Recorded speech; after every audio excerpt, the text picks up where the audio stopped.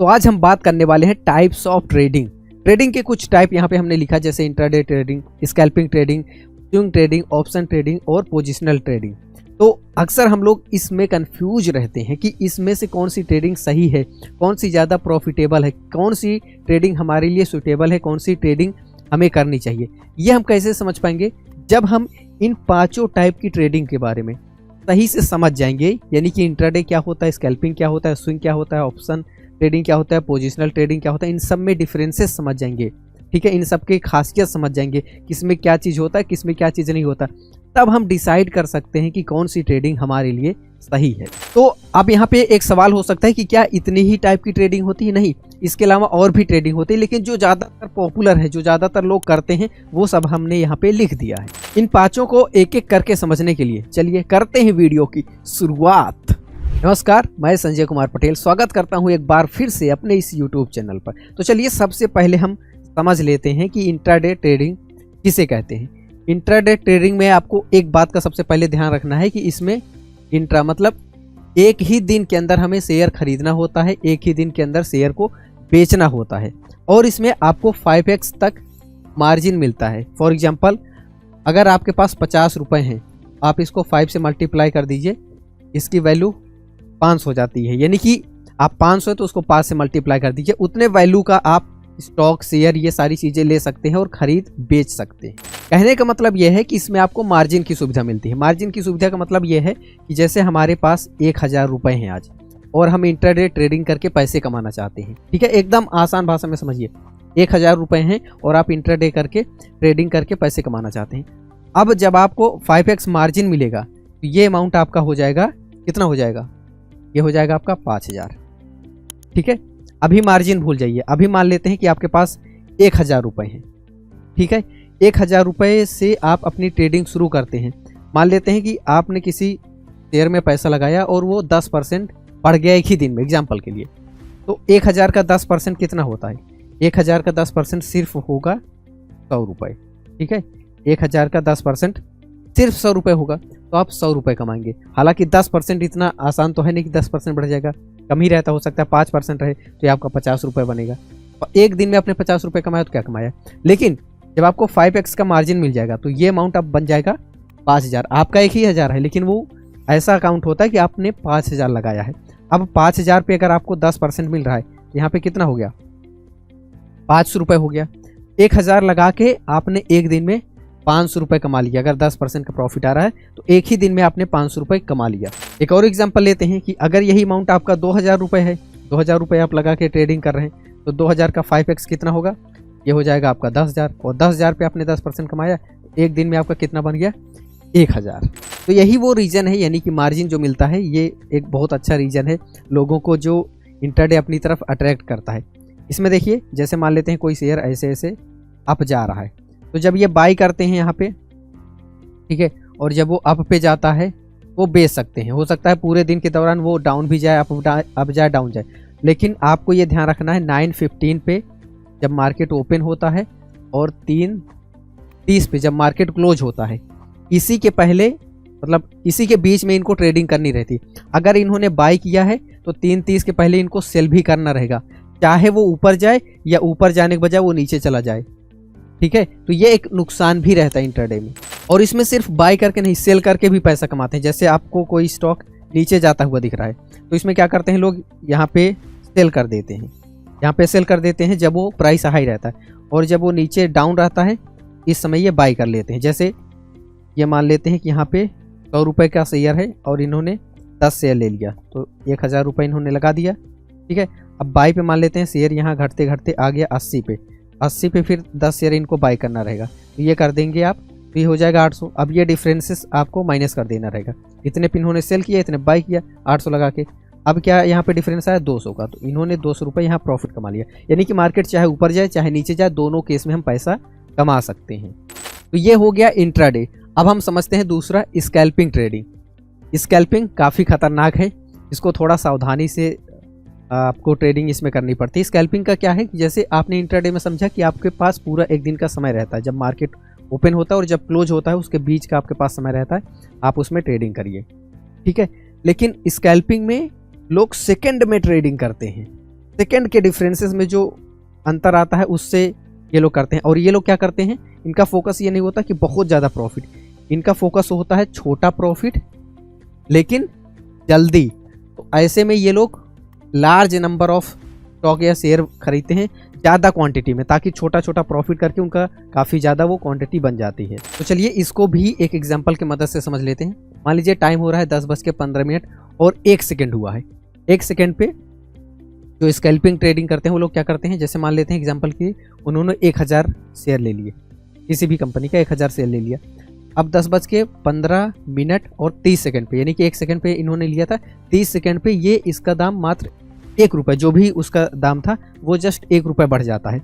अभी इन्होंने 1000 शेयर लिया था, तुरंत ये बेच देंगे, तो 1 रुपये जस्ट बढ़ा है। 1000 शेयर लिए थे तो इनका 1000 रुपये तुरंत बन गया मात्र 30 सेकंड में। और अगर इन्होंने 1000 के बजाय 10,000 शेयर लिया है, 1 रुपये जस्ट बढ़ा, तो इनका 10,000 का प्रॉफिट। और साथ ही साथ हम आपको ये भी बताते चल रहे हैं कि अगर आप बिगिनर हैं, नए हैं, तो इंट्राडे स्टार्टिंग में आपको नहीं करनी है और ना ही स्कैल्पिंग करनी है, क्योंकि ये दोनों काफ़ी रिस्की हैं।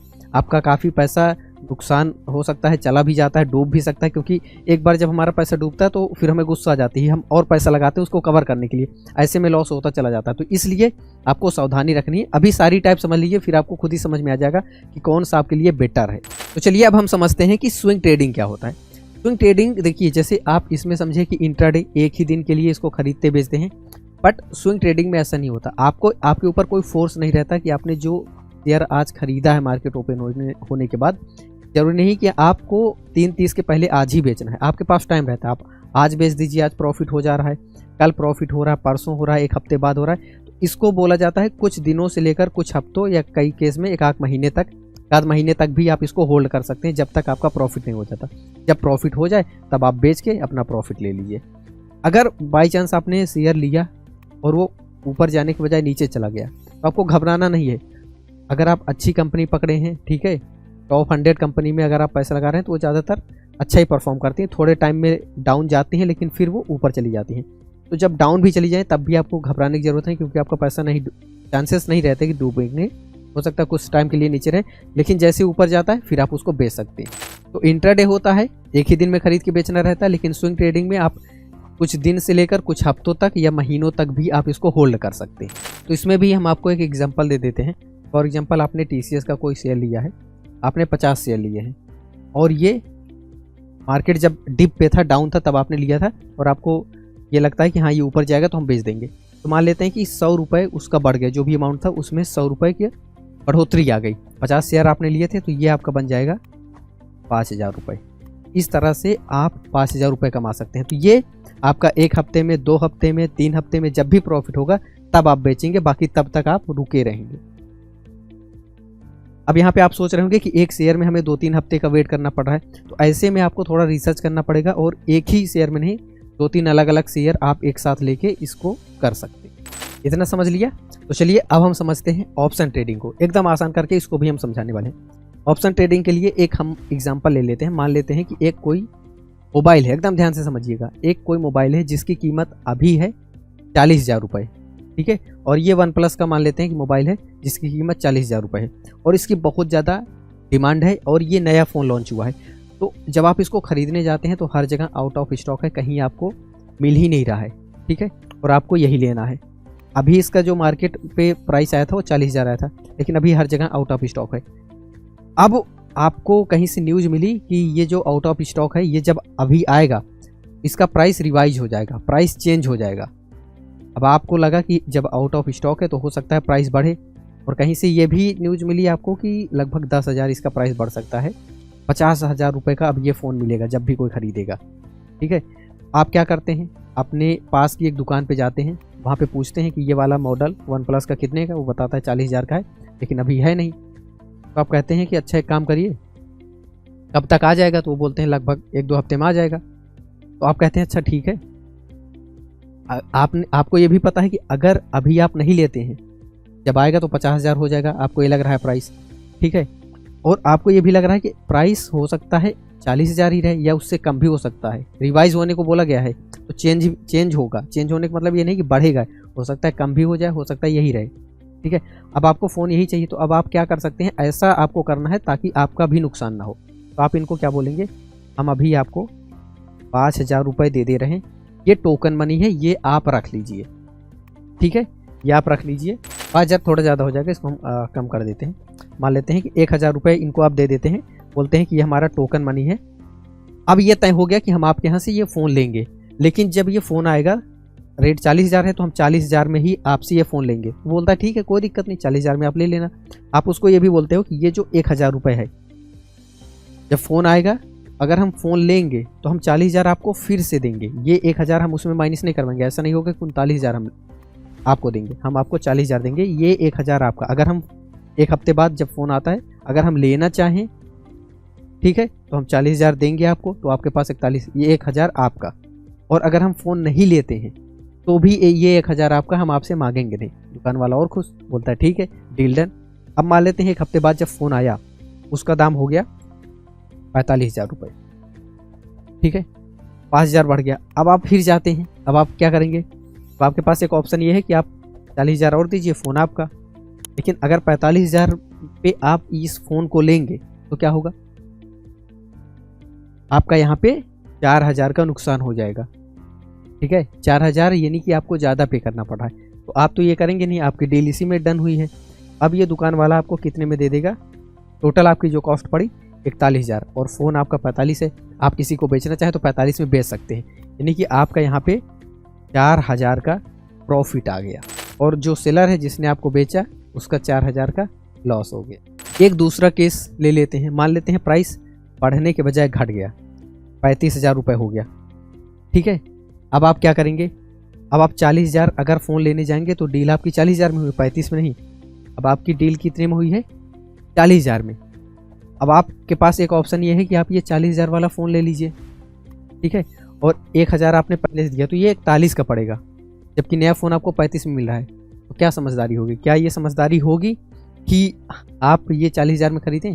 आप सोचेंगे कि यार ये 1,000 जो हमने दिया था ये आप भूल जाओ, आप यही सोचोगे कि चलो इसको भूल जाते हैं, नया फ़ोन हम जाके ले लेते हैं, हमको 35 में मिल जाएगा, यानी कि 1,000 बढ़ के 1,000 आपने पहले दिया था, तो ये मान लेते हैं कि आपका 36,000 में फ़ोन मिल जाएगा।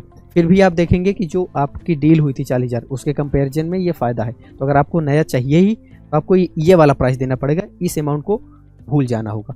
और अगर आप कोई फ़ोन नहीं लेना चाहते तो भी आपको इस 1,000 को भूल जाना होगा, क्योंकि ये आपकी डील हुई थी, ये अब आपको नहीं मिलेगा। तो ऐसे में आप अपना लॉस बचा सकते हैं, और इस तरह से कुछ इसमें प्रॉफिट कमाया जाता है जो ऑप्शन ट्रेडिंग होता है।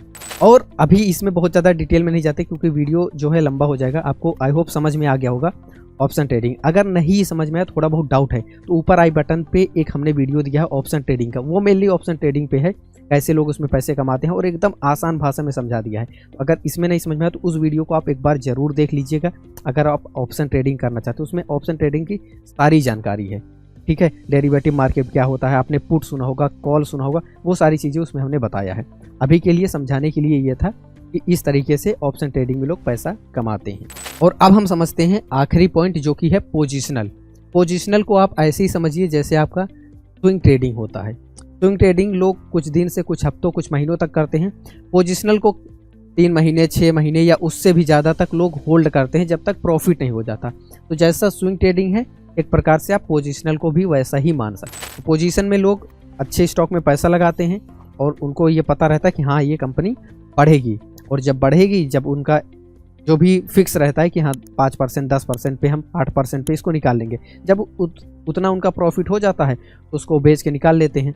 और अगर नहीं होता है, ये कंपनी लॉस में जा रही, तो वो वेट करते हैं, जब ऊपर जाता है तब बेच के निकल जाते हैं। तो इस तरीके से आपने समझा कि ये जो ट्रेडिंग होती है पाँचों, इसमें क्या क्या खास बातें हैं और कैसे किया जाता है। अब अगर आप एकदम नए हैं तो आप सोचेंगे कि इसमें से कौन सी ट्रेडिंग में हम शुरुआत करें। हमें तो इंट्राडे भी अच्छा लग रहा है, स्कैल्पिंग भी अच्छा है, अगर हम दिमाग ले तो बहुत जल्दी प्रॉफिट हो जाएगा, बहुत ज़्यादा देर हमें वेट नहीं करना पड़ेगा। स्विंग भी अच्छा है, ऑप्शन में तो और बढ़िया है ना, और पोजिशनल भी सब ठीक है, लेकिन करें क्या, कौन सा करें। तो यहाँ पे हम आपको बताना चाहेंगे, स्टार्टिंग आपको करना है स्विंग ट्रेडिंग से। सबसे आसान है, सबसे सिंपल है, बहुत ज़्यादा आपको नहीं सीखना है। एक हम आपको अभी वीडियो देने वाले हैं जिसको देख के आप स्विंग ट्रेडिंग करना बहुत अच्छे से सीख सकते हैं और अपनी जर्नी ट्रेडिंग में स्टार्ट कर सकते हैं, शुरू कर सकते हैं। फिर जैसे जैसे आप आगे बढ़ते जाएंगे, एक्सपीरियंस होता जाएगा, फिर आप इंट्राडे भी ट्राई करिएगा। आगे जो जो आपको आपकी इच्छा होती है वो सारी आप ट्राई कर सकते हैं। लेकिन आपको ये बहुत ज़रूरी है इस बात का ध्यान देना कि ट्रेडिंग में पैसे लॉस ना हो, इस चीज़ का बहुत ध्यान रखना है। पैसा आप कमाइए चाहे ना कमाइए, लेकिन कोशिश ये करना है कि लॉस ना हो, क्योंकि जब आप गंवाना चालू कर देते हो तो फिर वो पैसा जाता ही जाता है, आप फिर लॉस में ही चले जाते हो। और ऐसा नहीं कि हमेशा प्रॉफिट होगा, लेकिन आपको ये कोशिश करना है कि लॉस जितना कम से कम हो। तो स्टार्टिंग सीखते हुए करना है। स्टार्टिंग आप स्विंग ट्रेडिंग से करिए, धीरे धीरे सीखते रहिए, फिर जैसे जैसे नॉलेज होती जाएगी और ट्रेडिंग पे आप स्विच कर सकते हैं। अब आप पूछेंगे स्विंग ट्रेडिंग हम कैसे सीखें और कहाँ से सीखें, तो यहाँ पे आपको ये वाला वीडियो दिख रहा होगा, इस वीडियो पे क्लिक करिए। इसमें हमने सब कुछ स्विंग ट्रेडिंग के बारे में बता दिया है, A to Z complete knowledge है, इसको आप देखिए।